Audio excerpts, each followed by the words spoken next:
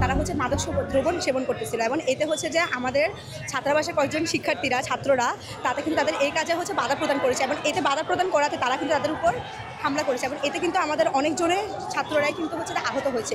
কিন্তু ইন্টারমিডিয়েটের দ্বিতীয় বর্ষের ছাত্র সাকিবুল ইসলাম রানা এতে গুরুতর আহত হয়, বিজ্ঞান বিভাগের ছাত্র সে, এবং তাকে তাড়াতাড়ি আইসিইউতে নিয়ে যাওয়া হয় এবং আইসিইউতে নিয়ে যাওয়ার পর গত 4 দিনে সে মৃত্যুর সাথে পাঞ্জা লড়ে সে হচ্ছে যে কালকে দুপুর 1টার দিকে সে মৃত্যুবরণ করে।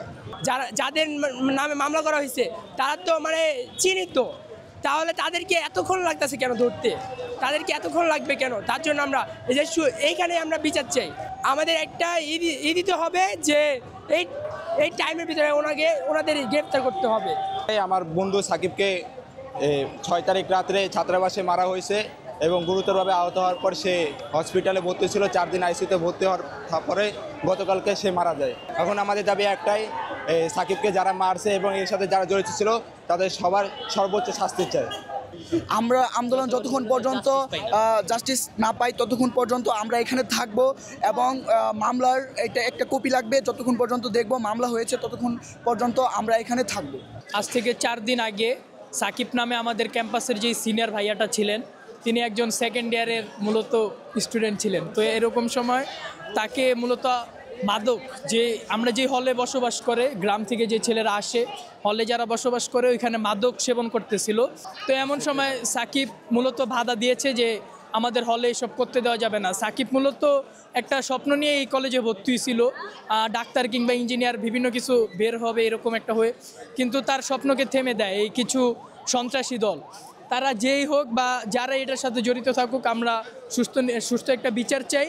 আজকে সাকিব ভাই মারা গেছেন, আগামী দিনে এটার বিচার না হলে একের পর এক আমাদেরকেও যে কোনো মানুষের এই সেম কাহিনী শিকার হতে হবে। আমরা আর এরকম হত্যাকাণ্ড দেখতে চাই না, আমরা সুস্থ হল চাই। হলের কর্তৃপক্ষদেরকে আমার বারবার জানানো হয়েছে, কোনো রেসপন্স দেন। এই জন্য আমরা মূলত সবাই একত্রে আজকে যে কর্মসূচিটা, যে ঘটনাকে কেন্দ্র করে, সেই একটাই ঘটনা যে সাকিব ভাই সন্ত্রাসীদের লাঠিচার্জে আহত হয়ে তিনি 4 দিন আইসিইউতে থেকে গতকালকে 1টার দিকে তিনি মারা যান। তো আমরা ওটাকেই কেন্দ্র করে আজকে এরকম মাদক বন্ধবের একটা মিছিল করছিলাম। আমাদের কথা একটাই, আমরা সুস্থ বিচার চাই। এটাতে যেই জড়িত থাকুক, রাজনৈতিক লোক হোক কিংবা সরকারের লোক হোক, আমরা ন্যায্য বিচার আদায় করবো ইনশাল্লাহ। আমরা যতদিন এই বিচার না পাবো ততদিন আমরা আমাদের আন্দোলনকে থামিয়ে রাখবো না বা আন্দোলন বন্ধ করবো না। আমরা যে পথে ছিলাম সেই পথেই থাকবো। মারতে মারতে এমন একটা পর্যায়ে গেছে সেটা হত্যাকাণ্ডে পরিণত হয়েছে। আমরা যদি এই হত্যাকাণ্ডের বিচার না পাই আমরা আমাদের আন্দোলন থামাবো না। যাদের নেতৃত্বে এই হত্যাকাণ্ড চালাইছে, আমরা এই দুজনের অবিলম্বে গ্রেফতার চাই এবং সাকিব হত্যার সাথে নিযুক্ত আর যারা বাকি আছে সবাইকে আমরা শাস্তি চাই, দৃষ্টান্তমূলক শাস্তি চাই। এবং কলেজে আমাদের যে সাধারণ শিক্ষার্থীবৃন্দ আছে সবার সার্বিক নিরাপত্তা আমাদের সার্বিক নিরাপত্তা নিশ্চিত করতে হবে। এবং কলেজ প্রশাসন এত বড় একটা ঘটনার পর এখনও কেন চুপ, সেই বিষয়ে আসলে আমাদের সাধারণ শিক্ষার্থী যারা আছে আমাদের সবারই এটা নিয়ে প্রশ্ন যে এখনও কিভাবে আমাদের কলেজ প্রশাসন চুপ থাকে। যে শিক্ষার্থী হত্যা হয়েছে সে আসলে আমাদেরই ছোট ভাই, আমাদেরই জুনিয়র, আমাদের কলেজের ইন্টার পড়ুয়া শিক্ষার্থী। তো অবশ্যই ভাই হারানোর বেদনা আমাদের আসলেই কুরে কুরে খাচ্ছে। তো এর প্রেক্ষিতে আপনারা দেখতে পাচ্ছেন আমরা প্রতিবাদ স্বরূপ ফার্ম গেটে অবরোধ করেছিলাম।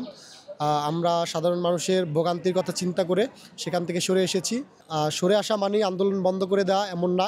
আমরা আমাদের ভাই হত্যার বিচার না নিয়ে আমরা আন্দোলন বন্ধ করব না, আমাদের আন্দোলন চলমান থাকবে। এর পরবর্তীতে আমরা বিভিন্ন কর্মসূচি ঘোষণা করব। এবং আমরা আজকে ফার্মগেট ব্লকেট ঘোষণা করেছিলাম, সেই কর্মসূচি আজকে সকাল 10টা থেকে পালিত হয়েছে। তো তারপর প্রিন্সিপাল ম্যামের অনুমতিক্রমে আমরা এটা করেছি এবং প্রিন্সিপাল ম্যাম আমাদের কাছে কিছু দাবি শুনতে চেয়েছেন, আমরা সেই দাবিগুলো রাখছি। এবং সেই দাবিগুলোর পরিপ্রেক্ষিতে আমাদেরকে তিনি বলেছেন তিনি 24 ঘন্টার মধ্যে কোনোরকম দৃশ্যমান এবং একদম আমাদের এই দাবিগুলো পূরণ করবেন। যদি তিনি পূরণ না করেন তাহলে আমাদের এই রাজপথ দখল এবং ফার্মগেট ব্লকেট এই কর্মসূচি বহাল থাকবে এবং এই পরবর্তী দিনগুলোতেও এই কর্মসূচিগুলো আমরা পালিত করে যাব এবং আমাদের রাজপথে থাকবো।